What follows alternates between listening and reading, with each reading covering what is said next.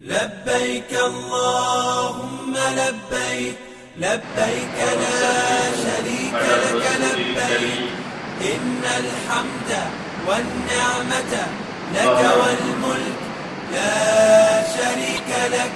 فقد قال الله سبحانه وتعالى في كلامه القديم والفرقان الحميد: أعوذ بالله من الشيطان الرجيم. بسم الله الرحمن الرحيم. واذكرن ما يتلى في بيوتكن من آيات الله والحكمة إن الله كان لطيفا خبيرا. صدق الله العظيم. وقال رسول الله صلى الله عليه وسلم: المرأة إذا صلت خمسها وصامت شهرها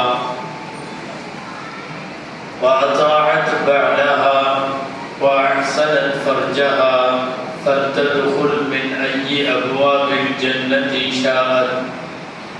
صدق رسول الله صلى الله عليه وسلم. அளவற்ற அருளாளனும் நிகரற்ற அன்புடையவனுமாகிய எல்லாம் வல்ல அல்லாஹ்வின் பெயரால் துவங்குகிறேன். அருமை நாயகம் முஹம்மது ரசூலுல்லாஹ் ஸல்லல்லாஹு அலைஹி வஸல்லம் அவர்களின் மீதும் நற்பாக்கியங்கள் நிறைந்த அவர்களுடைய உம்மத்தின் மீதும், குறிப்பாக இந்த பெண்கள் மதரசாவினுடைய துவக்க விழாவில் வீற்றிருக்கிற நம் அனைவர் மீதும் எல்லாம் வல்ல அல்லாஹ்வின் நல்லருள் என்றென்றும் நிறைவாக உண்டாவதாக. ஆமீன். கண்ணியத்திற்குரிய நிகழ்ச்சியின் தலைவர் ரஃபீத்தீன் ஹாஜியார் அவர்கள், சங்கைக்குரிய இருமேனி முஸ்லிம் ஜமாத்தை சார்ந்த அங்கத்தினர்கள், மேடையில் வீற்றிருக்கக்கூடிய உலமா பெருமக்கள், இந்த சக்கீனா பெண்கள் மதரசாவினுடைய மாண்பார்ந்த நிர்வாகிகள், ஆசிரியர் பெருமக்கள், வட்டார ஜமாத்துல் உலமா சபை சார்ந்த உறுப்பினர்கள், உள்ளூர் வெளியூர் உலமா பெருமக்கள், இந்த ஊர் ஜமாத்தார்கள், பெரியோர்கள், தாய்மார்கள், சகோதரர்கள், உங்கள் அனைவருக்கும் என் ஆரம்பமான அஸ்ஸலாமு அலைக்கும் வரஹ்மத்துல்லாஹி வபரகாத்துஹு. அல்லாஹ்வின் பேரருளால் ஹஜ்ரத் அவர்கள் குறிப்பிட்டது போல் முதன்முறையாக இந்த ஊரிலே உங்களோடு உரையாடும் ஒரு நல்வாய்ப்பை அல்லாஹ் நல்கி இருக்கிறான். அல்ஹம்துலில்லாஹ்.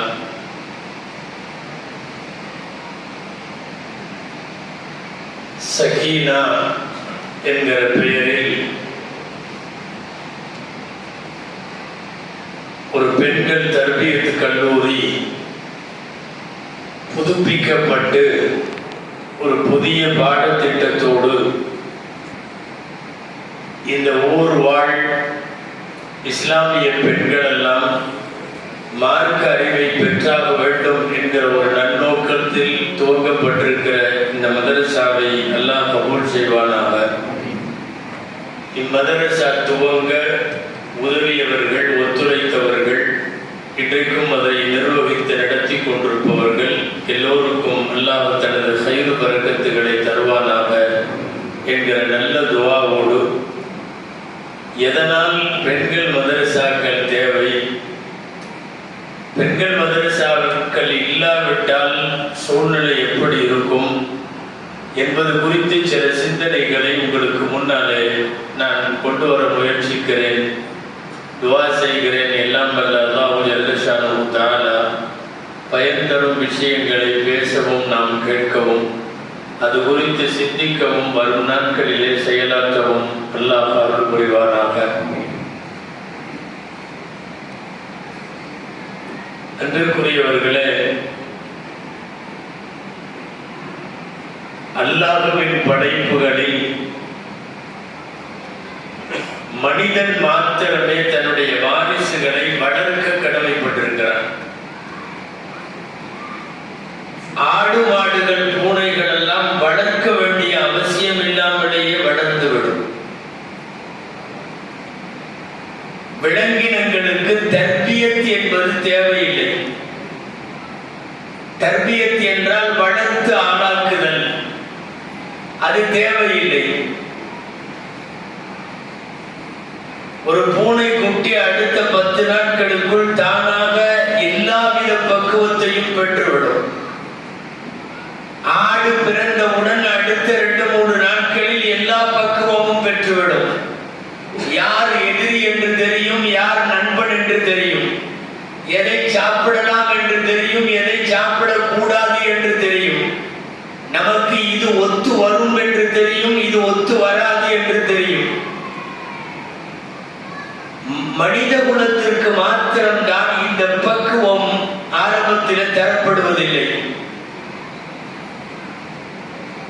இவனை சிறிது நாட்கள் அல்லாஹ் அழுகை மட்டும் கொடுத்து வைத்திருக்கிறான். அது பால்குடி பருவம். மெல்ல மெல்ல இவன் கொஞ்சம் கொஞ்சமாய் சாப்பிடுகிற பக்குவத்திற்கு வருகிற போதே 2-3 வயதாகி விடுகிறது. நல்லது கெட்டது தெரிவதற்கு இவனுக்கு கொஞ்சம் கூட வயசு வேண்டும். எனவே இவனை யாராவது பக்கத்தில் இருந்து வளர்க்க வேண்டும். அது ஆண் பிள்ளையானாலும் பெண் பிள்ளையானாலும். இதுவெல்லாம் செய்யலாம், இதுவெல்லாம் செய்யக்கூடாது, இதுவெல்லாம் சாப்பிடலாம், சாப்பிடக்கூடாது என்கிற அறிவு சார்ந்து அனைத்தும் சொல்லி தந்தால் தான் தெரியும். எனவேதான் பிள்ளைகளை வளர்க்கிற பொறுப்பு பெற்றோருக்கு இருக்கிறது. வேறு எந்த விலங்கிற்கும், பறவைக்கும், கால்நடைகளுக்கும் யாருக்கும் வளர்க்கிற பொறுப்பு பெற்றோர்களுக்கு இல்லை. சொல்ல போனா பல மிருகங்கள் தங்கள் குட்டிகளை, குஞ்சுகளை கொஞ்ச நாளைக்கு அப்புறம் பக்கத்துல வச்சுக்கிறதே இல்லை. ஒரே ஒரு ஸ்மெல், மோந்து பார்க்கணும். ஒரு பொருளை வச்சா அப்படி மோந்து பார்த்துட்டு இது நமக்கு ஒத்து வராதுன்னு போயிடும். இதுக்கு அது ஒரு சின்ன பூனையா இருக்கலாம், ஆடா இருக்கலாம், ஏதாவது இருக்கலாம். ஒரு ஸ்மெல்லுல எல்லாம் தெரிஞ்சு போயிடும். நம்மளும் எத்தனையோ பொருளை ஸ்மெல் பண்ணி பார்க்கிறோம், ஒரு இடம் விளங்க மாட்டேன். நாம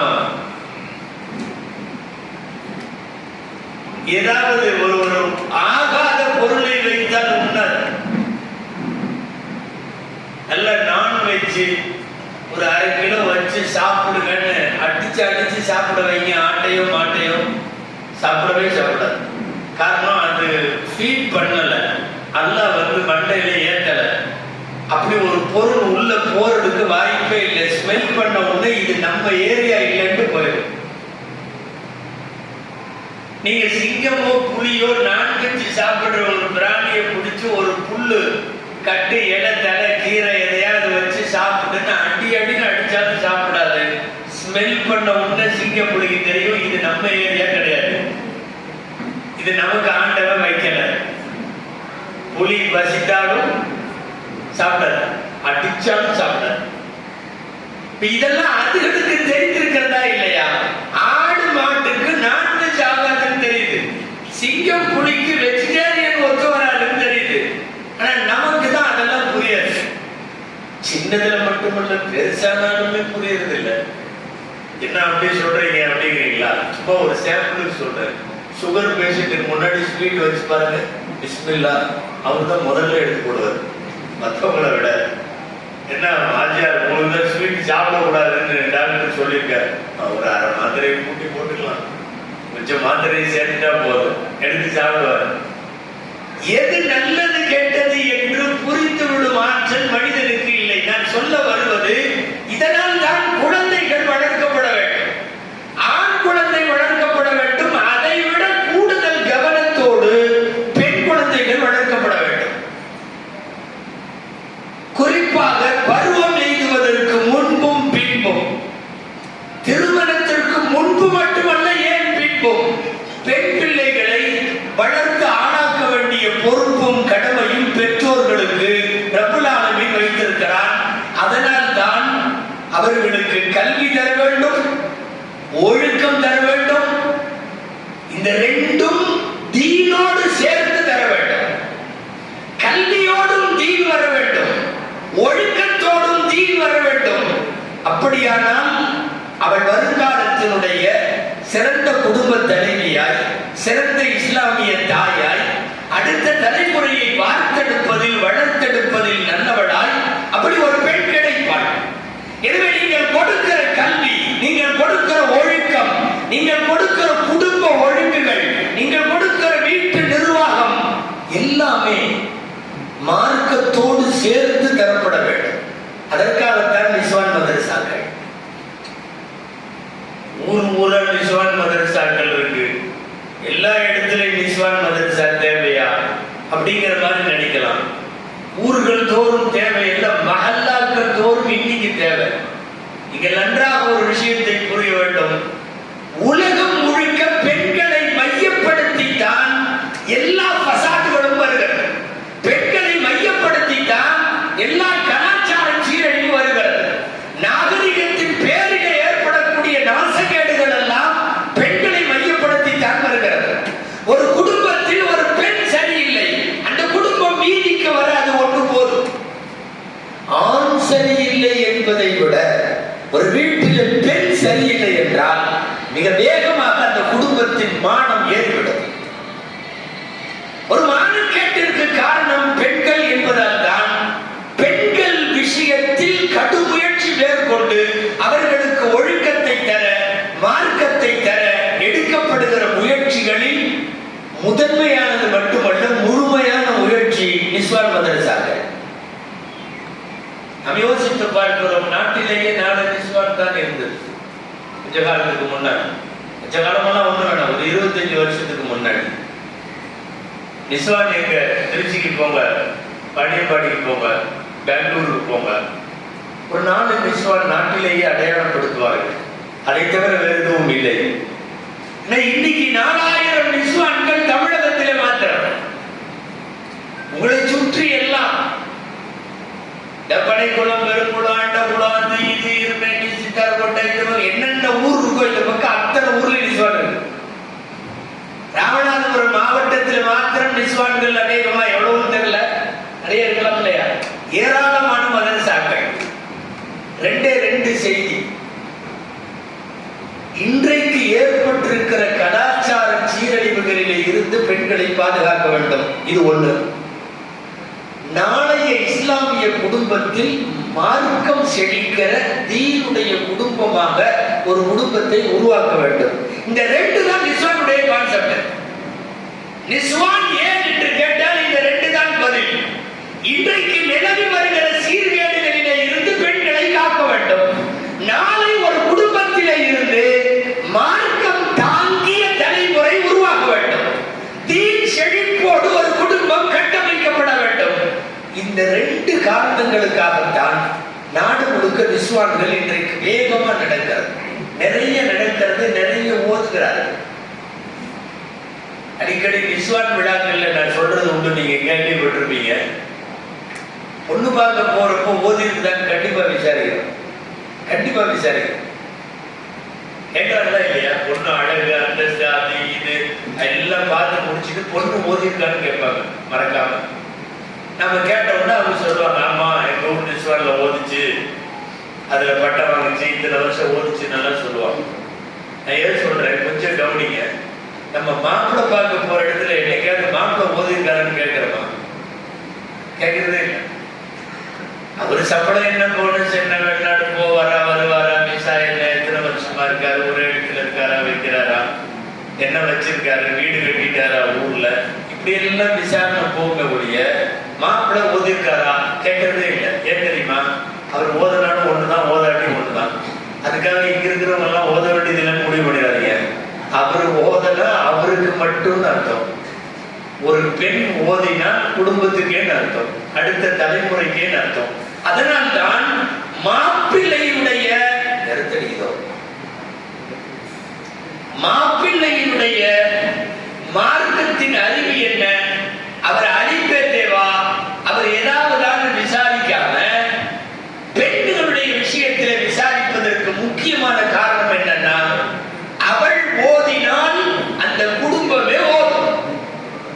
அவளிடம் மார்க்கம் இருந்தால் எல்லாம் இருக்கும். அதனால் தான் எல்லா இடத்திலும் தவறாமல் நிஸ்வான்களினுடைய மார்க்க கல்வியை குறித்து முக்கியமாக விசாரிக்கப்படுகிறது, பேசப்படுகிறது.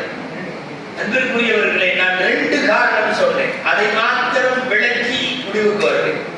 முதல் செய்தி, கலாச்சார சீரழிவுகளிலே இருந்து பெண்களை பாதுகாத்தாக வேண்டும். இன்னைக்கு நீங்க சினிமாவாகட்டும், நாடகமாகட்டும், சீரியல் ஆகட்டும், பிக் பாஸ் ஆகட்டும், என்னென்னவெல்லாம் இன்னைக்கு காட்சி ஊடகங்கள் வழியாக உலகத்தில் திணிக்கப்படுகிறதோ அத்தனைக்கும் பின்னாடியும் பெண்ணும் பெண்ணின் உடலும், அதுதான் கருப்பு மெயின் பொருள். ஒரு பெண்ணின் ஆடையை குறைத்து காட்ட வேண்டும். ஒரு பெண்ணை வீட்டுக்குள் இல்லாமல் அவளை வீதிக்கு இழுத்து வர வேண்டும். ஒரு பெண்ணை நீ ஆணுக்கு சமமானவள் என்று சொல்லி ஆண் ஊர் சுற்றுவதை போல, நாடு சுற்றுவதை போல நீயும் சுற்று என்று சொல்ல வேண்டும். இதுதான் கான்செப்ட். இன்றைக்கு இருக்கக்கூடிய ஊடகங்களினுடைய பிரதானமான விஷயம். ஏதோ விளையாட்டுக்கு சொல்றேன்னு நினைக்க வேண்டாம். இன்னைக்கு இருக்கிற எல்லா சினிமா, நாடகம், இது எல்லாமே இது ஒரு என்ன சொல்றது, ஒரு கருத்துருவாக்கம். இது ஒரு ஐடியாலஜிக்கல் சொல்லுவாங்க. இது ஐடியாலஜிக்கல் மட்டுமல்ல, ஐடியாலஜிக்கல் வயலன்ஸ், கருத்து வன்முறை. நம்ம ஊடுகள்ல இன்னைக்கு எல்லாருமே பெண்கள் பிக் பாஸ் எல்லாம் பார்க்க ஆரம்பிக்கிறாங்க. ஆக குட்டையாக ஒரு ட்ரெஸ் போடுறது, ஸ்லீவ்லெஸ்ஸாக ட்ரெஸ் போடுறது, அடுத்த வீட்டில் நடப்பதை எட்டி பார்ப்பது, பக்கத்து பெட்ரூமை போய் எட்டி பார்க்கிறது, ஆண்களோடு கை போட்டுக் கொண்டு நடப்பது, கெட்ட வார்த்தைகள் பேசுவது, பப்ளிக்ல தம்படிக்கிறது. நான் சொல்றது எல்லாமே பிக் பாஸ்ல வருது. பிக் பாஸ் அப்படிங்கிறதெல்லாம் நீங்க என்னமோ ஒரு பொழுதுபோக்குங்கிற மாதிரி நினைக்கிறீங்க. இல்ல, நிச்சயமா இல்ல. பொழுதுபோக்கு அம்சம் அல்ல. It's not for entertainment. சர்வதேச அளவில் ஒரு கருத்துருவாக்கம் பிக் பாஸ் தமிழ்நாட்டில் மட்டும் இல்ல, இந்தியா பூரா இருக்குல்ல, இன்டர்நேஷனல் லெவல்ல இருக்கு. நீங்க லண்டன் போக பிக் பாஸ் இருக்கு, நியூயார்க் போக பிக் பாஸ் இருக்கு. இது ஏதோ இந்த ஊருக்கார் தயாரிச்ச ஒரு நாடகம் அல்ல, உலக அளவில் ஓடுகிற ஒரு செய்தி. என்ன தெரியுமா? ஆடை குறைப்பு தப்பில்ல. இப்படி ட்ரெஸ் மோசமா போடுறதெல்லாம் இன்னைக்கு கல்ச்சர். பெண்கள் தம்படிக்கிறதோ, அவங்க வார்த்தையில கண்டபடி பேசுகிறதோ, அடுத்தவர்களுடைய பாலியல் சார்ந்த விஷயங்கள்ல அவர்களை கொண்டு வந்து ஈடுபடுத்துவதோ, இதெல்லாம் தப்பில்லை அப்படிங்கிற ஒரு கருத்துருவாக்கம். இந்த கருத்துருவாக்கத்தை உலகம் முழுக்க கொண்டு வர வேண்டும். நீ வெளியே வா பெண்ணே, நீ வெளியே வா. அது முழு ட்ரெஸ் போடாம அறகுறையா போட்டு வா.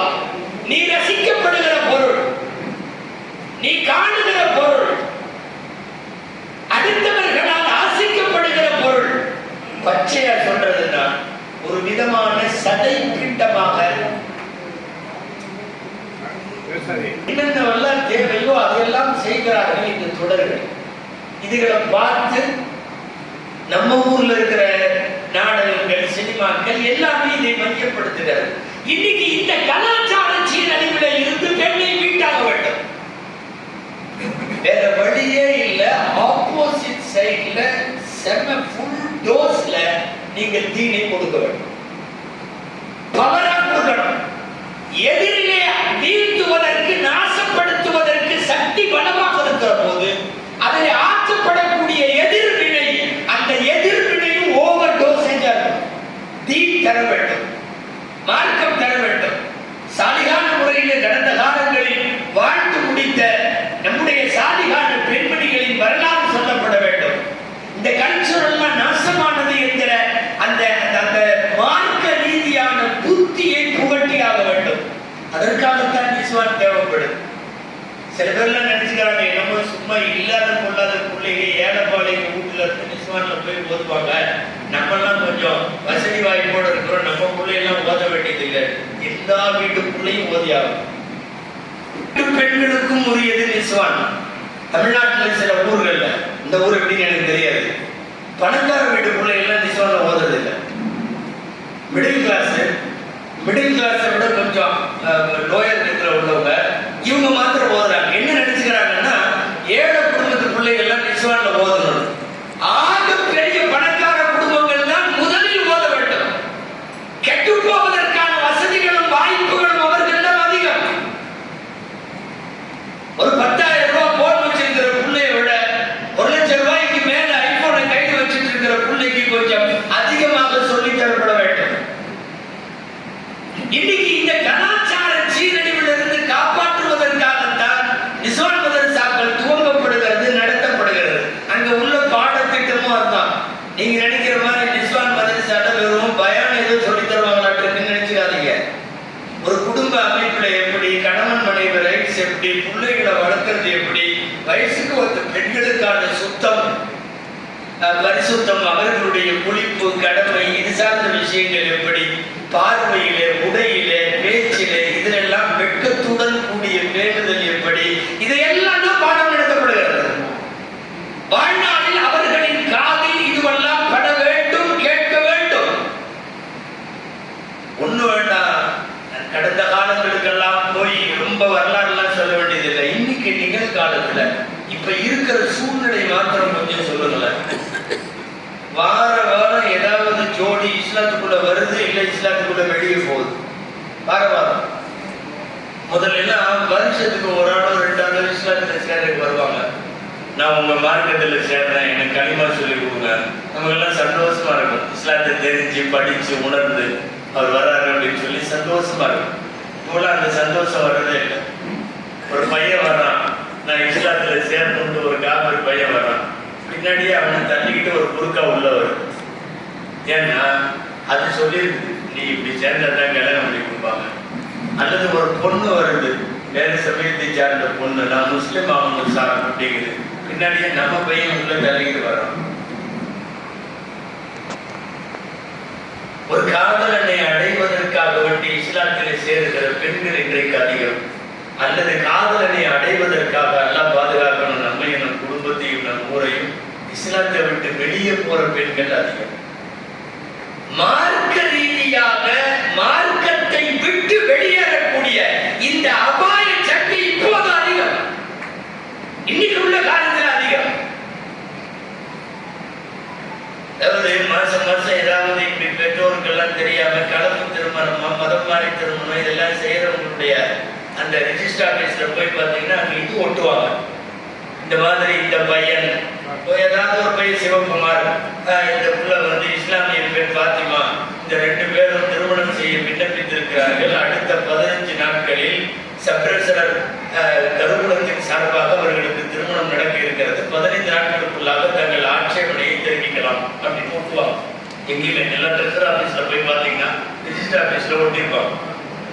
என்ன பண்ணா ஒரு 3 மாசம் 4 மாசத்துக்கு ஒரு தடவை ஏதாவது ஒரு ஜோடி அத்துமீறதை இப்படி ஒட்டிருப்பாங்க. அது வந்து இருக்கும்.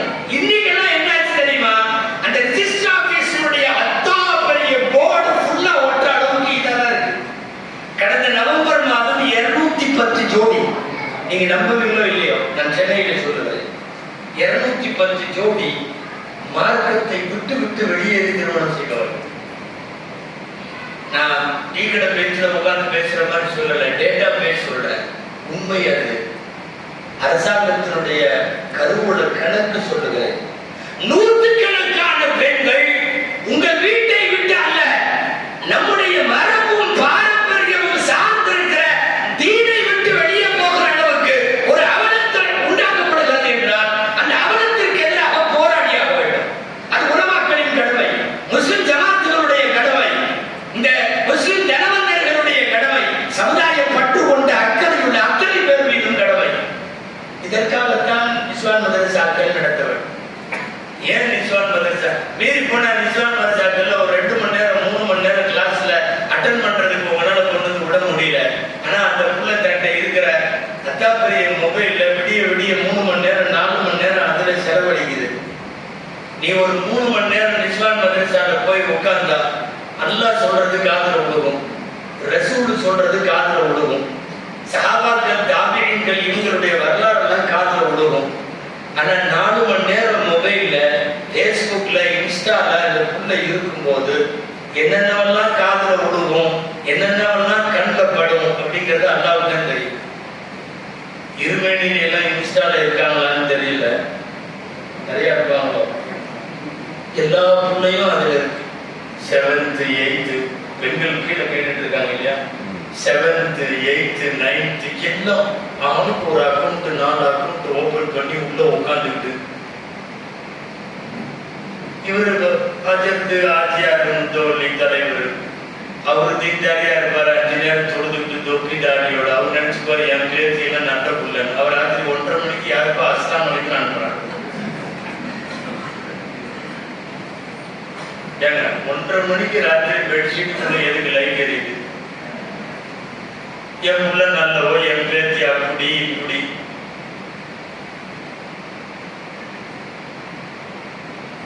என்னோட பிள்ளையெல்லாம் நான் போட்ட தாண்ட மாட்டான் அப்படி அவ ஜம்ப் பண்ணி வேற ஒருத்தனோட போயிட்டான். சென்னையில நடந்தது சொல்றேன் நான். இதுல சொல்ற கிண்டலுக்காக சொல்லல. அஜர்த் வீட்டுல இருந்தும் போயிட்டாங்க, ஆட்சியார் வீட்டுல இருந்தும் போயிட்டாங்க, அமீர்ஷா வீட்டுல இருந்தும் போயிட்டாங்க, எல்லா வீட்டுல இருந்தும் போயிட்டாங்க. நாட்டு நடப்புங்கிறது இன்னைக்கு அவ்வளவு மோசமாக வந்திருக்கிறது. நான் அதைத்தான் சொல்லுகிறேன். சீரழிவுகளிலே இருந்து என் குடும்பத்து பெண்களை நாம் பாதுகாக்க வேண்டுமானால் வேற வழி இல்லை. நீங்க கொஞ்சம் அதிகபட்ச டோசேஜ்ல மார்க்கத்தை கொடுத்தாங்க, இன்னைக்கு கொடுத்தே ஆகும். இந்த எதிர்வினை செய்யாமல் விட்டால் வேற மாதிரி ஆகும். சமூக வலைதளங்கள் பரவலாக்கப்பட்டதற்கு பின்னால் ஏற்படுகிற தலாக்குகள் அதிகம். உங்களுக்கு தெரியும், எக்கச்சக்கமான தலாக்குகள். பெருகி வரும் விவாகரத்துகளை கட்டுப்படுத்துவது எப்படின்னு சென்னையில ஒரு கருத்தரங்கம், கருத்தரங்கம் நிறைய பேர் பேசினாங்க. நாங்கெல்லாம் பேசணும் அதை கொஞ்சம் நேரம். கடைசியில குடும்பவியல் சார்ந்த ஒரு உளவியல் டாக்டர், மருத்துவர், அவர் தான் லாஸ்டா பேசினார். அவர் சொன்னாரு, விவாகரத்துகளை எல்லாம் கண்ட்ரோலுக்குள்ள கொண்டு வர முடியாது, இனி கொண்டு வர முடியாது. எப்போ பெண்கள் கையில சமூக வலைத்தளங்களுக்குள்ள எல்லாம் அந்த பெண்கள் போறாங்களோ வர்றாங்களோ, அதிகமா புலங்குறாங்களோ, ஆண் நண்பர்கள் அதிகமாயிட்டாங்களோ, இனி நீங்க ஒரு புருஷனுக்கு கீழே நீ கண்ணியமா கட்டுப்பாடோட குடும்பமானத்தை காப்பாத்திட்டு நீ இருக்கணுங்கிற இந்த கான்செப்ட் இல்லாம போயிடும், எடுபடாதுன்னு சொல்லிட்டு அதிர்ச்சியா ஒரு செய்தி சொல்றாரு. என்ன தெரியுமா? ஒரு காலத்தில் ஒரு பெண்ணுக்கு ஆணிடத்தில் அவளுடைய ஆணிடத்தில் மட்டுமே கிடைக்கும் என்று இருக்கிற விஷயம் இன்னைக்கு எல்லா பக்கம் கிடைக்கலாங்கிற மாதிரி ஆயிடுச்சு. சொல்லுவது உங்களுக்கு புரியும் என்று நினைக்கிறேன். நம்ம ஆம்பளைட்ட மட்டும்தான் நமக்கு கிடைக்குங்கிற மாதிரி ஒரு விஷயம் இருந்தது அல்லவா?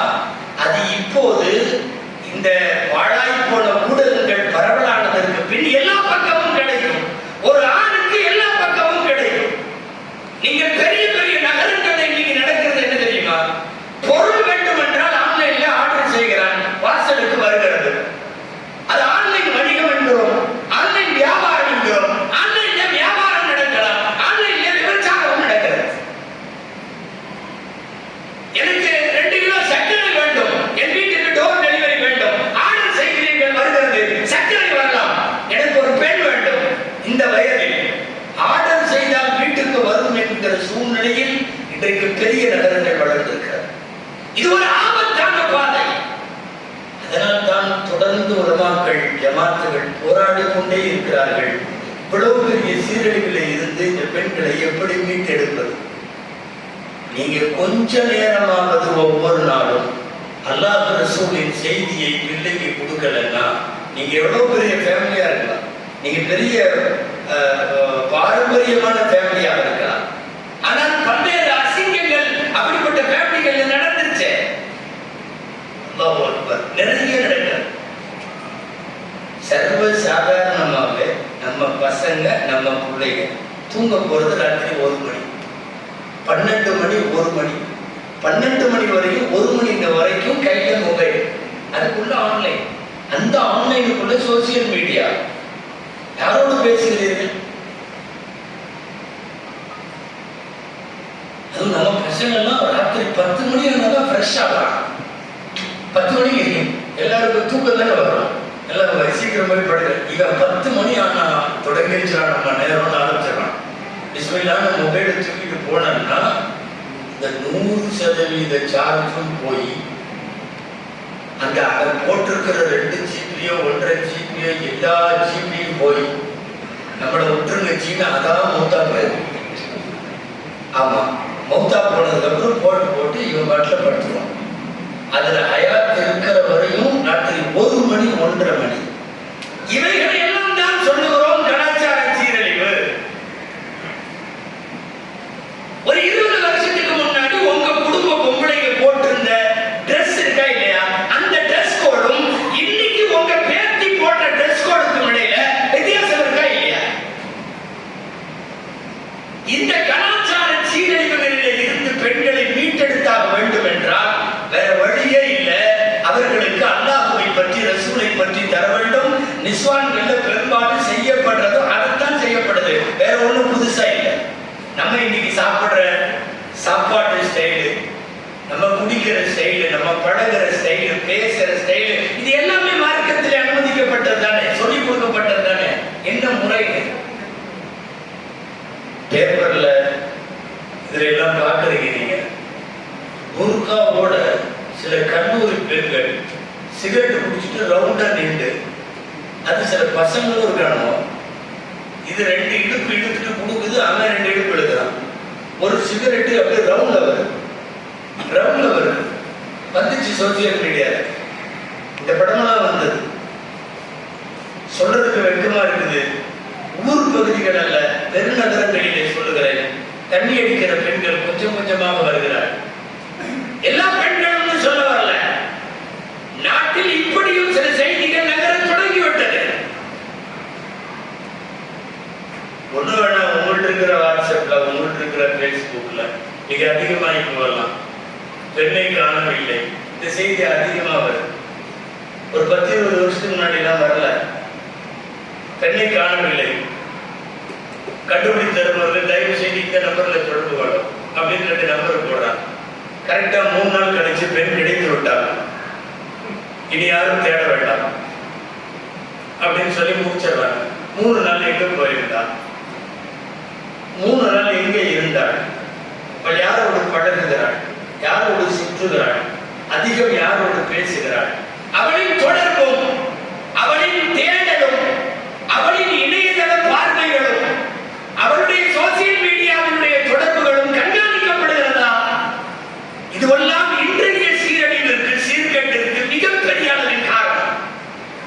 இதையெல்லாம் தான் கொஞ்சம் ஒன்று மட்டுப்படுத்த வேண்டும், கட்டுப்பாட்டுக்குள்ளே கொண்டு வர வேண்டும், அல்லது அறவே இல்லாமல் மிகச்சிறந்த இஸ்லாமிய பெண்களை கொண்டு வர வேண்டும் என்பதற்காகத்தான் இதுவெல்லாம். பேஸ்புக்ல, இன்ஸ்டால நிறைய பேர் பசங்க பேர்ல பிள்ளைங்க சுத்துது, பிள்ளைங்க பேர்ல பசங்க சுத்துறாங்க. எவனும் சொந்த பேர்லயே இல்லை. அப்துல்காதர்ங்கிற பேர்ல உள்ள கடலை பார்த்தா பாத்திமா உட்காந்துருக்கு, பாத்திமாவுடைய பேருக்கு பின்னாடி போய் பார்த்தா அப்துல்காதர் உட்காந்துக்கிறான். விடிய விடிய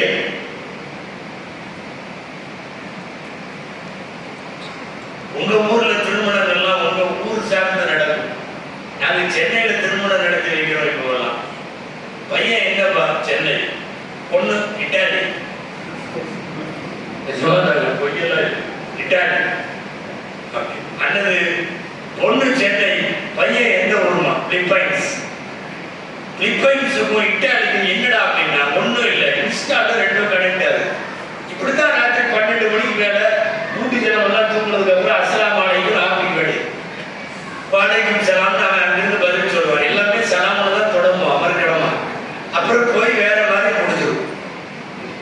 இன்றைக்கு இந்த நம்முடைய பிள்ளைகள் காலப்போக்கில வளர்ந்து வருகிற கண்டுபிடிப்புகள்ல தேங்கி போயிடக்கூடாது இல்லையா?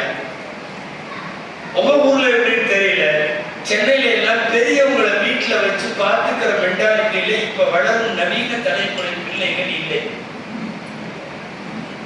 வயசானவங்கள வச்சு கூடாதுன்னு நினைக்கிறாங்க. திரும்ப திரும்ப திரும்ப ஹஸ்பண்ட பேச வேண்டியது புருஷன்ட, நம்ம தனியா போயிடலாம், சென்னைக்கு குடி போயிடலாம், இல்லைன்னா நீங்க இருக்கிற நாட்டுக்கு என்னை கூட்டிட்டு போயிருங்க. இவங்களை வச்சு நம்மளால பராமரிக்க முடியாது. அவங்க தனியா இருக்கு, யாரும் பார்க்கணும். பெரியவர்களை பாரமாக கருதுகிற ஒரு வளரும் இளம் தலைமுறை நவீன காலத்து மருமகள்கள் தயாராகி கொண்டிருக்கிறார்கள். அதனால் நான் உங்களுக்கு சொல்லுகிறேன், மார்க்கம் கொடுத்து வளர்த்தால் மௌத்தா போற வரைக்கும் பிள்ளைகளையாவது பார்ப்போம், பெரியவங்களை பார்ப்பாங்க. நான் அடிக்கடி சொல்வது உண்டு, இந்த டிவில எல்லாம் ஒரு ப்ரோக்ராம் நடத்துறாங்கல்ல, கல்யாண மாலைன்னு ஒரு ப்ரோக்ராம் நடத்தலாம். கல்யாண மாலை ஒன்றும் இல்லை, புரோக்கர் வேலை தான் அது. அதை அவன் டிவியில பண்றான், வேற ஒன்றும் இல்லை. பொண்ணுக்கு மாப்பிள்ளை பார்த்து தருவான், மாப்பிள்ளைக்கு பொண்ணு பார்த்து தருவான். பொண்ணு கூப்பிட்டு உட்கார வச்சு உனக்கு என்ன மாதிரி மாப்பிள்ளை வேணும்னு கேட்பான். மாப்பிள்ளை கூப்பிட்டு உட்கார வச்சு உனக்கு என்ன பொண்ணு வேணும்னு கேட்பான். சும்மா இணையதளத்தில் இதுல ஆள்ல கேட்கறது தானே. லட்சக்கணக்கில் இல்லை, கோடி கணக்கில் அதை பார்க்குறாங்க உலகம் பூரா. அதுவும் சில மாப்பிள்ளை இருந்து சில பொண்ணுலாம் அவங்களுக்கு வர்ற ஜோடி எப்படி இருக்கணும்னு கேட்டால் அவங்க சொல்றதை பார்த்தா யாரும் தெத்தெல்லாம் கொடுக்க முடியாது, செஞ்சுதான் கொடுக்கணும். அவ்வளவு பட்டியல் போடுறதுக்கு அவன் மூக்கு இப்படி முடி இப்படி. நான் சொல்ல வர்றது, இந்த நிகழ்ச்சியை தொகுக்கிறான் அவங்கள்ட்ட. ஆனால் ஒரு துர்காவை உட்கார வச்சு பேசிக்கிட்டே வரணும். உங்களுக்கு என்ன மாப்பிள்ளை வேணும், அவர்கிட்ட என்ன வாகனம் இருக்கணும், அவருக்கு என்ன சம்பளம், அவர் வீடு, சொந்த வீடு, வாடகை எல்லாம் பேசிட்டே வந்துட்டு அந்த புள்ள என்ன சொல்ற தெரியுமா? குறுக்கா போட்டு உட்காந்துருக்கா. இங்க அதான் முக்கியம். என்ன சொல்ற தெரியுமா? மாப்பிள்ளை இப்படி எல்லாம் இருக்கணும், அவர் கல்யாணம் ஆகி அவர் தனியா வரணும், லக்கேஜ் எல்லாம் எடுத்துட்டு வரக்கூடாது அப்படின்னு சொன்னா. இவனுக்கு லக்கேஜ் என்னன்னு புரியல. நிகழ்ச்சி தொகுக்கிறது அப்படின்னா என்னமா? அதான் அவங்க அத்தா, அவங்க அம்மா, அவங்க பாப்பா. அன்பானவர்களே, பெற்றோர்களை, வீட்டிலே இருக்கிற பெரியவர்களை சுமைகளாக, பாரங்களாக கருதக்கூடிய ஒரு தலைமுறை உருவாகி கொண்டிருக்கிறார். நிறைய தாய்மார்கள் வந்திருக்கிறதா உலமாக்கள் சொன்னாங்க. தாய்மார்களுக்கு சொல்லுகிறேன், குறிப்பாக இளம் பெண்களுக்கு சொல்லுகிறேன், எந்த வீட்டில் பெரியவர்கள் இருக்கிறார்களோ அந்த வீட்டில் பரக்கத்து வரும். எந்த வீட்டில பெரியவர்கள் பராமரிப்பில் அந்த வீடு இருக்கிறதோ அந்த வீட்டிற்கு எல்லா துவாவும் கிடைக்கும். பெரியவர்கள் இல்லாமல் நாம் தனியாக நின்று வாழலாம் என்கிற அந்த விருப்பம் என்பது நாளைய தலைமுறை நன்றாக வளருவதற்கு, செழிப்பதற்கு அது நல்லதல்ல. பெரியவர்களே இல்லாமல் இருக்க வேண்டும் என்கிற சிந்தனை எல்லாம் இன்றைக்கு நவீன கால ஊடக திணிப்பு. அந்த கருத்தியல் தான் இன்றைக்கு நடக்கிறது. அதை நான் சுருக்கமாக சொல்லி முடிக்கிறேன். இது போன்ற எல்லா விதமான சீரழிவுகளிலே இருந்தும் நம்முடைய வீட்டு பெண்கள் பாதுகாக்கப்பட வேண்டுமானால் நிச்சயமாக நிஸ்வான்கள்ல பெண்கள் ஓதியாக வேண்டும். பெண்கள் குறித்த சில செய்திகள் அவர்களின் காதுகளுக்கு பட வேண்டும். இன்னொன்னு, நான் ஆரம்பத்தில் துவங்குகிற போது 2 காரணம் சொன்னேன். இரண்டாவது, வீட்டு நிர்வாகம் சரியாக அமைய வேண்டுமானால் பெண் வேண்டும். பெண்ணுக்கு ஓத மார்க்க அறிவு தெரிந்திருக்க வேண்டும். குடும்ப நிர்வாகம் என்கிற பிரமாண்டமான ஒரு பொருள் அது ஆண்கள் கையில் அல்ல கொடுக்கல, கொடுத்தால் விளங்கல. ஆண்கள் குடும்ப நிர்வாகத்தை கையில் எடுத்தால் முடியாது. குழந்தைகளை பெண்கள் தான் வளர்க்கணும். நல்லாவே தெரிஞ்சுக்கலாம். ஒரு வீட்டுக்குள்ள போனோம்னா அது ஆம்பளைங்க மட்டும் இருக்கிற வீடு, பொம்பளை இல்லைன்னு வைங்களேன், அந்த வீடு வேற மாதிரி இருக்கும். வீடு வீடாவே இருக்காது. பெண்கள் தான் அதை பாதுகாக்க முடியும், பராமரிக்க முடியும், செம்மைப்படுத்த முடியும். நீங்க மதரசாவுல கொண்டு போய் விட்டு ஒரு குழந்தைக்கு இவ்வளவு பாடம் சொல்லி கொடுக்கறத அம்மா நினைச்சா 5 நிமிஷத்துல சொல்லி கொடுத்துருவோம். உதவு செய்வது எப்படி இவ்வளவு பெரிய பாடம். கை கழுக வேண்டும், வாய்ப்பு பிடிக்க வேண்டும், மூக்குக்கு தண்ணி விட வேண்டும், முகம் கழுக வேண்டும், இது ஓத வேண்டும், அப்படி தடவ வேண்டும், எல்லாம் ஒரு பக்கம். ஒண்ணுமே வேணாம். அம்மா ஒரு ஜக்குல ஒன்று செய்யட்டும், உள்ள பக்கத்து ஜக்குல எடுத்து ஒன்று செய்வா, தானா செஞ்சிருவா. எந்த பாடமும் தேவையில்லை.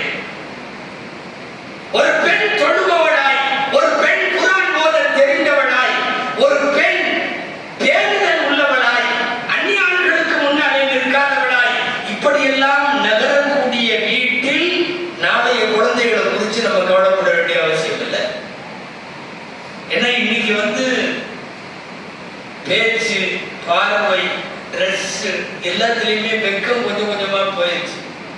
வெளியே வாங்கலாம், ஊர் உலகமே அதான் சொல்றேன், வெளியே வா, வீடுகளுக்கும் முடங்கி இருக்காது. இதுல நம்ம ஆளுகளே சில பேர் ஆத்திரமா வரும். நம்ம ஆளுகள் சில பேர் தனியா பப்ளிக்ல பேச முடியாது, தனியா ரூம்ல வந்து கதவை சாத்தின்னு கேட்போம், இன்னும் எவ்வளவு காலத்துக்கு நம்மளோட பிள்ளைகளை எல்லாம் இப்படி பொத்தி பொத்தி வைப்பீங்க அப்படிங்கிறான். அப்படின்னா வெளியே விடுன்னு அர்த்தம். வெளியே விடு விடு விடுன்னு எல்லாம் இவனும் பேசுறான், அவனும் பேசுறான், அங்க இருக்கிறவன் பேசுறான், அடுத்த நாட்டுல பேசுறான், மேற்குலகத்துல பேசுறான். இங்க கவர்மெண்டே நீ தனியா அச்சுக்கு போவா, அவனுக்கு எல்லாம் யாரும் வேணான்னு இவன் வேற கூப்பிட்டு விடுறான் கேட்டு தோறது. 200 சில்லற பேர் சென்னையில இருந்து தனியா போனவங்க தெரியுமா உங்களுக்கு அச்சுக்கு. இப்ப இந்திய கவர்மெண்ட் அறிவிச்சிருக்கு, வா எந்த துணையும் இல்லை, நீ தனியா போ. கடந்த வாரம் சென்னையில சிறுபான்மைத்துறை அமைச்சர் அவர்களோடு பேசிக் கொண்டிருந்த நடக்கிற நிகழ்ச்சி, 30 வயசு போட்டு அப்ளிகேஷன் கொடுத்தது. நடந்த ஹஜ்ஜுக்கு போறேன், எனக்கு அரசு அதுக்கு ஏற்பாடு செய்து தரணும். மினிஸ்டர் உலமாக்களோடு கலந்து பேசினார். இல்ல அனுமதிக்க வேண்டாம், அந்த பொண்ணு கூட தகப்பனார் போகட்டும், இல்ல ஹஸ்பண்ட் போகட்டும், இல்ல அண்ணன் தம்பி போகட்டும், மார்க்கத்துல மகரமானவங்க இருந்தா தான் போக முடியும். மினிஸ்டர் சொன்னோம், தயவு செய்து நீங்க அனுமதிக்காதீங்க அப்படின்னு. லைன்ல வச்சுக்கிட்டே அந்த பொண்ணை வச்சுக்கிட்டே பேசுறாரு. இல்ல அதுல கேரளால யாரோ போன வருஷம் போனாங்க, இல்ல அது ஆண்கள் போன பெண் போகணும். திரும்ப அங்கிருந்து பதில் கொல்கத்தால போனாங்களாமா, போனாங்க ஹஸ்பண்டோட போனாங்க. நடந்தே ஹஜ்ஜுக்கு போறதுங்கிறது அவங்க அப்படி ஒரு இபாதத் அவங்க நினைச்சிருக்கலாம், இதான் நினைக்கலாம், தப்பு இல்லை. ஆனா இந்திய அரசாங்கம் உட்பட எல்லா இடத்துலையும் தனியா நீ போ, வா வீதிக்கு வா, இதுதான் வேலை. இந்த கான்செப்ட்ல தான் இந்தியன் கவர்மெண்ட்டும் அவங்க சொல்லிட்டு இருக்குது, வா போட வா ஹஜ்ஜுக்கு போ, நீயே போ, தனியா போ, உனக்கு விசா தர. என்னன்னா காலத்தினுடைய கொடுமை. அனுப்புறதுக்கு இந்த கவர்மெண்ட்டும் தயாராயிட்டான், ரிசீவ் பண்றதுக்கு அந்த கவர்மெண்ட்டும் தயாராயிட்டான். அவங்க இப்ப தனியா வாங்குறான். சவுதி நிறைய நிறம் மாறி கொண்டிருக்கிறது, தடம் மாறி கொண்டிருக்கிறது, தனியா வாங்கி. இப்ப கடைசியில இந்த பெண் 30 வயசாச்சு, இன்னும் கல்யாணம் ஆகல, அது தனியா போறேன்னு பிடிவாதம். சிஎம் டேபிளுக்கு போனது, மினிஸ்டர் டேபிளுக்கு வந்து இப்போது உலமாக்கள் சொன்னதன் பேரில் அது நிறுத்தி வைக்கப்பட்டிருக்கிறது. இப்ப என்ன நினைக்கிறான் தெரியுமா? பெண்கள் தனியா வாங்க, வெளியே வாங்க. இதுவெல்லாம் காலத்தினுடைய கொடூரம். மார்க்கத்தை சரியாக புரிந்து கொள்ளாத விளைவு. ஒரே ஒரு மெடிக்கல் ஸ்டூடெண்ட் மாணவி பாதுகாப்பு தர முடியாதவங்க காலில் நடந்து இத்தனை நாடு கடந்து போற பெண்ணுக்கு எவன் பாதுகாப்பு? தாய்மார்களுக்கு சொல்லுகிறேன், தயவு செய்து எந்த பாடுபட்டாவது நீங்க நிஸ்வான்ல கொஞ்சம் ஓதிருங்க. நிறைய ஓதலைன்னாலும் பரவாயில்ல. எல்லா ஊர்களையும் இப்போ வந்து டைமுக்கு உங்க வசதிக்கெல்லாம் நிஸ்வான் வச்சிருக்காங்க. 2 hours இருக்க, 2 மணி நேரம் ஓதணும்னா ஓதலாம், 3 மணி நேரம் ஓதணும்னா ஓதலாம். தயவு செய்து அதுல ஏதாவது வீட்டு நேரம் போக, நம்ம திட்டமா சீரியல் பார்க்குற நேரத்துல அல்லது ஹாஸ்பிட்டல உட்கார்ந்து திட்டமா அங்கே அடிப்போம்ல, அந்த நேரத்துல கொஞ்சம் தயவு செய்து ஒரு 3 மணி நேரம் கொடுத்தீங்கன்னா ஓரளவு தேவையானதை படிச்சிடலாம் இல்லையா? மார்க்கம் தெரிந்தாக வேண்டும். குறிப்பாக இது போன்ற சின்ன ஊர்கள்ல இருந்து பாரம்பரியமான குடும்பங்கள்ல இருந்துதான் தக்குவா உள்ள பெண்கள் உருவாகுவார்கள். முன்னாடி யாரும் பேசுறாங்க, கதிஜாக்களே ஆயிஷாக்களே அப்படி இப்படின்னு. கதிஜாக்களை எல்லாம் கற்பனையில கூட பார்க்க முடியவில்லை. நான் தாய்மார்களுக்காக சொல்லுகிறேன். அண்ணன் கதிஜா ரலியல்லாஹு அன்ஹாவுடைய வாழ்வு தெரியுமா? ஒரு செய்தி சொல்றேன், அவங்க வஃபாத் ஆகிறாங்க, வயசு 65. அருகிலே பெருமானார் ஸல்லல்லாஹு அலைஹி வஸல்லம் 3 செய்தி சொன்னாங்க வஃபாத் ஆகிறாங்க. என்ன தெரியுமா? சக்கராத்துல இருக்கிறவங்க சொல்றாங்க, அல்லாஹ்வின் தூதரே, நான் உங்களுக்கு பணிவிடை செய்ததை குறை வைத்ததாக கருதுகிறேன், நீங்க என்ன மன்னிச்சிடணும். அது தெரியுமா? ஈராவுல காலில் செருப்பு இல்லாம பாறையில போய் அங்க போய் உணவு கொடுத்துட்டு வந்தாங்கல்ல, 2 வாரம் 3 வாரத்துக்கு ஒரு தடவை கூட கணவர் வந்த போது அவருடைய பிரச்சாரத்திற்கு பெரிய உந்து சக்தியாக இருந்த, தூண்டுகோலாக இருந்த, மிகப்பெரிய கவுன்சிலராக இருந்த கதீஜா ரலியல்லாஹு அன்ஹா சொல்றாங்க, காலமெல்லாம் 25 வருஷம் நபிகளாருக்காக ஓடாய் தேய்ந்து உழைத்து பெண்மணி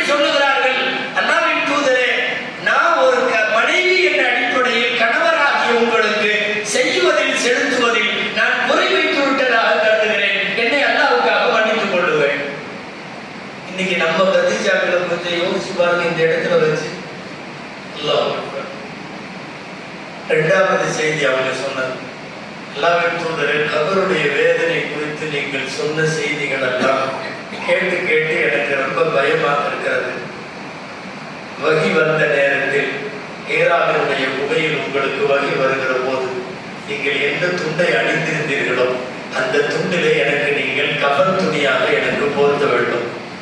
வகி வந்த நேரத்தில் நீங்கள் அணிந்திருந்த ஆடையை நான் போட்டுக்கொண்டு கபரடக்கம் செய்யப்பட்டால் வேதனை குறையும் என்று நான் நம்புகிறேன், செய்வீர்களா? அல்லாஹ்வின் தூதரிடத்தில் கதீஜா அம்மா கேட்ட இரண்டாவது விஷயம். மூணாவது செய்தி, நான் எல்லாரையும் பெரிதாக்கி விட்டேன், ஃபாத்திமா மாத்திரம் சிறிய வயது பெண்ணாக விட்டு போகிறேன். மிஞ்சி மிஞ்சி போனா 4-5 வயசு இல்லையா? ஒரு 10 வயசுக்கு கீழே உள்ள சிறு பெண்களை எப்ப விட்டுட்டு போறதுனாலும் தாய் மூத்தாயிட்டா அந்த பிள்ளையினுடைய வாழ்க்கையில் அது பெருசா பாதிப்பை ஏற்படுத்தும். ஃபாத்திமா மட்டும்தான் சின்ன வயசு. குறைஷி குலத்திலும் மற்ற குலங்களிலும் இருக்கிற பெண்களின் தடித்த நாவுகள் என்னுடைய ஃபாத்திமாவை கண்டபடி பேசாம, அவ ஒரு எத்தீமானவதான தாயில்லா புள்ளதானு எதுவும் பேசாம நீங்கள் ஃபாத்திமாவை பார்த்து கொள்ள வேண்டும் என்பதை மூணாவது வசியத்தாக கதீஜா ரலியல்லாஹு அன்ஹா சொல்லிவிட்டு வஃபாத்தாவார்கள். நாம் எங்கு போய் தேடி பிடிப்பது? கணவர்களை கண்ணனை பார்த்து கொள்ளுகிற கதீஜாக்களை, கபருடைய வேதனையை பயப்படுகிற கதீஜாக்களை, பிள்ளை வளர்ப்பில் இவ்வளவு பெரிய அக்கறையோடு மெனக்கெடுகிற தாய்மார்களை. அல்லாஹ் அக்பர். நமக்கு முன்மாதிரிகளாக இருக்கிற முஸ்லிம் பெண்களினுடைய மகத்தான இந்த மார்க்க பங்களிப்பு இந்த பெண்களின் காதுகளுக்கு சொல்லப்பட வேண்டும். எத்தனை எத்தனை பேர் எங்கேயும் கதீஜாவை, பாத்திமாவை, ஆயிஷாவை இவங்களெல்லாம் தேட வேண்டியதெல்லாம் இல்லை. நம் வீட்டு பெண்களிலே இருக்கிறார்கள். நீங்க தர வேண்டிய இல்மை தாருங்கள், கொடுக்க வேண்டிய இல்மை கொடுங்கள். மிக அற்புதமாக அது வளரும். ஸல்லல்லாஹு அலைஹி வஸல்லமுடைய பேரர் ஹசன் ரலியல்லாஹு உங்களுக்கு தெரியும். அந்த ஹசன் ரலியல்லாஹுடைய பேரர் ஒருத்தர், அவர் பேரும் ஹசன் ரலியல்லாஹு. அந்த இரண்டாவது பேரர் அந்த ஹசன் ரலியல்லாஹுடைய மகள், அவங்க பேர் நஃபீசா. நம்ம அடிக்கடி பேர்லாம் வைக்கிறோம். நஃபீசா, நஃபீசத்துல் மிஸ்ரியான்னு சொல்லுவாங்க உலமாக்கள். நஃபீசா பின்துல் ஹசன் எவ்வளவு பெரிய கல்விஞானது தெரியுமா? இமாம் ஷாஃபி ரஹ்மத்துல்லாஹி அலைஹி அவங்க உஸ்தாத். இமாம் ஷாஃபி உலகத்தினுடைய பெரிய சட்ட மேதைன்னு சொல்றோம். அவர்களுக்கு யார் உஸ்தாத்? இந்த அம்மா உஸ்தாத் நஃபீசா. இமாம் ஷாஃபி ரஹ்மத்துல்லாஹி அலைஹி வீடு இந்த ஓரம், அவங்க பாடம் நடக்கிற பள்ளிவாசல் அந்த ஓரம். இந்த ரெண்டுக்கு இடையில நஃபீசா அம்மா வீடு மிஸ்ர் தேசத்தில். மிஸ்ர்ல பாடம் நடக்கிறதுக்கு, கிதாபு நடக்கிறதுக்கு, ஹதீஸ் ஓதி கொடுக்கிறதுக்கு, சட்ட வகுப்புகள் எடுத்து ஷாஃபி ரஹ்மத்துல்லாஹி அலைஹி கிளம்பி போனா வழியில வந்து பெருமானாருடைய பேரப்பிள்ளை என்பதாலும் எக்கச்சக்கமான இல்மு உடைய பெண் என்பதாலும் ஷாஃபி இமாம் இங்க வந்து ஓதிட்டு போவாங்க. கொஞ்ச நேரம் சந்தேகம் எல்லாம் கேட்டுட்டு போய் அங்க பாடம் நடத்துவாங்க. திரும்ப மாலை வரும்போது அந்த அம்மாட்ட வந்து கிதாபுகள்ல உள்ள தெளிவெல்லாம் வாங்கிட்டு அப்புறம் தான் வீட்டுக்கு போவாங்க. டெய்லி இப்படி நடந்துச்சு. குறுகிய காலம் மூலவியாதி கடுமையாக பாதிக்கப்பட்ட இமாம் ஷாஃபி ரஹ்மத்துல்லாஹி அலைஹி குறைந்த வயது 52 வயசுல அவங்க ரூஹு போகுது. ரூஹு போறதுக்கு முன்னாடி சொன்னாங்க, தினந்தோறும் கிதாபை எடுத்துட்டு நான் பாடம் நடத்த போறப்போலாம் அந்த அம்மாட்ட பாடம் படிப்பேன். நான் மௌத்தா போயிட்டா என் ஜனாசா போறப்பவும் அந்த வீட்டுல கொஞ்ச நேரம் வைங்க. அந்த பெருமாட்டி நஃபீசா அம்மையார் துவா செஞ்சு தரட்டும், அப்புறம் என் ஜனாசாவை கொண்டு போய் அங்க அடைக்கிறேன் சொல்லிட்டு மௌத்தாயிட்டாங்க. இமாம் ஷாஃபி மரணம் என்பதால் மிஸ்ர் தேசமே திரண்டது. ஒட்டுமொத்த அரபுலகம் ஒன்று கூடியது. கூட்டங்களை ஜமாளிக்க முடியல. அரசர் வந்து விட்டார். மிஸ்ர் தேசத்தினுடைய ஜனாதிபதி வந்து விட்டார். சொன்னாங்க, இப்படி ஒரு வசியத் செஞ்சிருக்காங்க. ஆனா இருக்கிற கூட்டத்துல அந்த ஜனாசாவை கொண்டு வந்து இந்த சின்ன வீட்டுக்குள்ள வச்சு அவங்க துவா செஞ்சு தட்டதுக்கு அப்புறம் இதை எடுத்துட்டு போறதுங்கிறது பெரிய கஷ்டம். இமாம் ஷாஃபி அப்படி வசியத் செஞ்சுட்டாங்க. என்ன பண்றது? நாங்கள் உலமாக்கள்கிட்ட மஷ்வரா பண்ணிட்டு இருக்கோம். ஜனாதிபதி சொன்னார், மரண வசியத்தை நிறைவேற்றிருங்க. அந்த அம்மா உடைய மிகப்பெரிய இல்மும் தக்வாவும் என்னன்னு அவங்களுக்கு தான் தெரியும். இதுல நானும் நீயும் உள்ள போக கூடாது. அவர் சொன்ன பிரகாரம் குடும்பாட்டி கபன் செஞ்சு அடக்க போறதுக்கு எடுத்துட்டு வர்றப்போ அங்க கொண்டு வந்து வைங்கட்டா. மம்ஷாபி ரஹ்மத்துல்லாஹி ஜனாஸா வருது. வந்து அந்த ஜனாஸாவெல்லாம் யாரும் கொண்டெல்லாம் போக முடியாது, கூட்ட நெரிசல் அவ்வளவு. அதனால அவங்கவுங்க அந்தந்த இடத்துல நின்றுட்டு ஜனாஸாவை மட்டும் வாங்கி விட்டாங்க. அது மட்டும் போகும். கப்பல் போற மாதிரி சமுத்திரத்தின் கப்பல். ஷாபி ரஹ்மத்துல்லாஹி கொண்டு போய் அங்க உள்ள வச்சாங்க. துவா செஞ்சு எடுத்துட்டு போங்கன்னாங்க. போச்சு. நான் எதுக்கு சொல்றது தெரியுமா? இந்த உலகத்தில் பெரிய இமாம்களாக போற்றப்படுகிற ஷாஃபி ரஹ்மத்துல்லாஹி போன்ற உலமாக்களுக்கெல்லாம் கூட உஸ்தாதுகளா யார் என்றா தெரியுமா? பெண்கள் இருந்தாங்க. பெண்கள்ல அந்த கல்வி ஞானம் இருந்தது. கொடுக்க வேண்டிய விதத்தில் இஸ்லாம்களில் நீங்கள் கல்வி கொடுத்தால் வாங்குவதற்கு பெண்கள் தயார், சாதிக்கவும் பெண்கள் தயார். நான் தாய்மார்களுக்காக சொல்றேன், இதை சொல்லி முடிக்கிறேன். நான் இந்த நபீசா அம்மையாரை பத்தி சொல்லிட்டு இருந்தேன் இல்லையா? தாய்மார்கள் கவனிக்கணும். நீங்க கொஞ்சம் உங்களுடைய இபாதத்தை இவங்கள மாதிரி உள்ளவங்களோட கம்பேர் பண்ணீங்கன்னா நீங்க நாம எவ்வளவு கீழே இருக்கோம்னு புரியும். டெய்லியும் குரான் ஓதுவாங்க, டெய்லியும் தொழுவாங்க. மரண பயம் ரொம்ப அதிகம். என்ன பண்ணாங்க தெரியுமா? வீட்லயே ஒரு கபரு குழி தோண்டினாங்க. அவங்க அடங்கல, கபரிஸ்தான்ல அடங்குற ஐடியா இல்லை.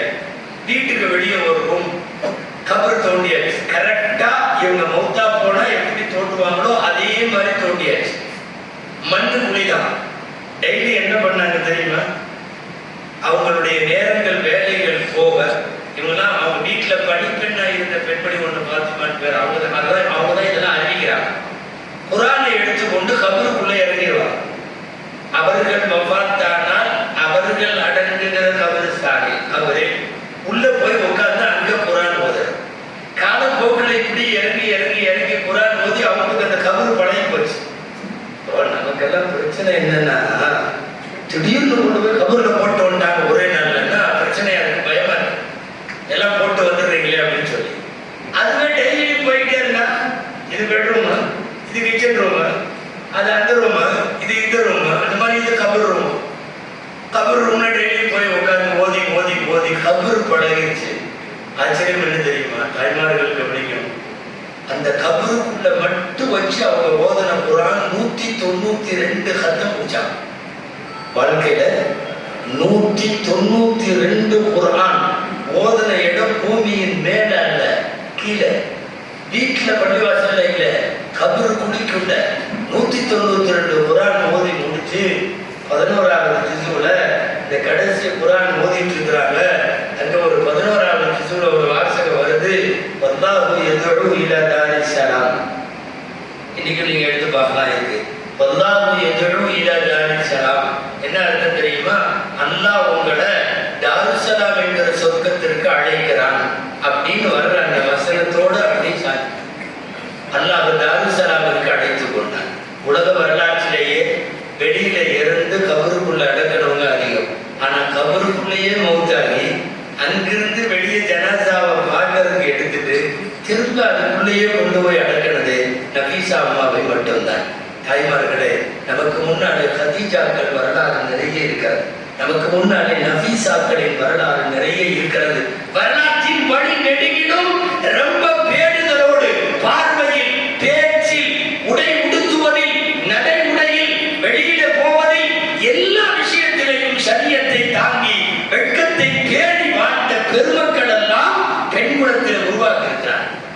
அந்த மாதிரி நம்ம ஊர் பெண்கள் ரொம்ப பெரிய அவுளியாக்களாக இல்லாவிட்டாலும் கூட இந்த காலத்தின் கோலத்திலே இருந்து, சிதைவுகளிலே இருந்து, நாகரிக நாசங்களிலே இருந்து பெண்குலத்தை பாதுகாக்க எடுக்கப்பட்டிருக்கிற சின்ன முயற்சிதான். நிறைய இடத்துல இஸ்வான் மதரசாக்கள், இங்கேயும் தீன் சக்கீனா நடத்தக்கூடிய தாரு சக்கீனா மதரசா. சக்கீனா அமைதியானவள் என்று ஒரு பொருள் உண்டு, சாந்தமானவள் என்று ஒரு பொருள் உண்டு. சக்கீனா நிம்மதி தரக்கூடியவள் என்று ஒரு பொருள் உண்டு. இந்த பொருளை எல்லாம் உள்ளடக்கிய மார்க்கம் தாங்கிய பிள்ளைகளாக நீங்கள் உருவாக வேண்டும். அதனால முதல்ல எல்லா வீட்டில இருந்தோம் ஒரு பெண்ணாவது மதரசாவுக்கு வர்றதை முதல்ல உறுதி செய்யுங்க. அதுதான் முக்கியம். பயான் முக்கியம் அல்ல, எல்லாத்துக்கும் பொன்னாடம் முக்கியம் அல்ல, எங்க ஊர்லயும் மதரசா இருக்குதுன்னு சொல்லிக்கிறது முக்கியம் அல்ல. எல்லா வீட்டுல இருந்தும் ஓதுறாங்க அப்படின்னு வரணும். மகளுக்கு ஓதலைன்னா குடும்ப தலைவியாவது ஓதட்டும். ஏன் இதே நாள்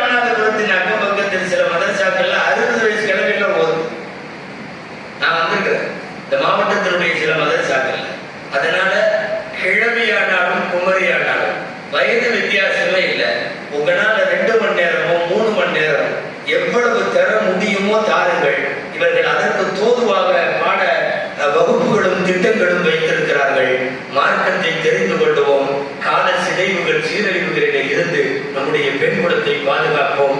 மீண்டும் ஒரு முறை துவா செய்வோம். எல்லாம் வல்ல அல்லாஹ் ஜல்ல ஷானுஹு தஆலா இந்த மதரசாவை மீண்டும் ஒரு புத்தாக்கம் செய்து ஒரு பழைய எத்தீம்கானா மாதிரி எல்லாம் இல்லாம எல்லா பெண்களும் ஓதக்கூடிய சிறந்த மதரசாவாக இறைவனிலே ஆக்கி தருவானாக. இதுக்கு யாரெல்லாம் மெனக்கெட்டு இதை ஆரம்பிச்சு இதுக்கு முன்னணியில நிற்கிறாங்களோ அவர்கள் காலம் முன்னிடமும் அல்லாஹ் தஆலா இந்த மதரசாவை அவர்களை வைத்து அவர்களின் குடும்பத்தை வைத்து அல்லாஹ் நடத்தி தருவானாக. இதில் ஈடுபட்டிருக்கக்கூடிய உலமா பெருமக்கள் யார் யாரோ அவர்களுக்கெல்லாம் இறைவன் நல்ல கூலியை தந்து நல்ல பாடத்திட்டத்தோடு சிறந்த ஆலிமாக்களை உருவாக்கி தர அல்லாஹ் அவர்களுக்கும் துணை நிற்பானாக. இந்த ஊரினுடைய பெயர் சொல்லும் மதரசாவாய் இது வளர எல்லா வகையிலும் இறைவன் தன்னுடைய தௌஃபீகை நல்குவானாக. ஜஸாக்குமுல்லாஹு கைரல் ஜஸா வ ஆகிரு தஅவானா அனில் ஹம்துலில்லாஹி ரப்பில் ஆலமீன். அஸ்ஸலாமு அலைக்கும் வ ரஹ்மத்துல்லாஹி வ பரகாத்துஹு.